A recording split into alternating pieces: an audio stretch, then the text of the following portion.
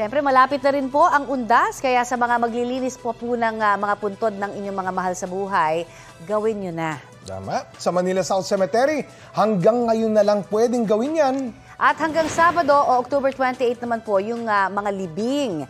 Agahan na rin po yung pagbili ng mga kandila at bulaklak dahil balita ko, konti lamang po ang papayagang magtinda sa loob ng sementeryo. Sa mismong undas sa October 30 hanggang November 2, nakabukas ang Manila South Cemetery mula 5 a.m. hanggang 5 p.m. Balita ko, may tututukan kayo tuwing 10:30 a.m. sa GTV. Alamin ang mahahalagang balita at impormasyong dapat niyong malaman sa Balita Ko tuwing Lunes hanggang Biyernes. Mag-subscribe din sa GMA Integrated News sa YouTube.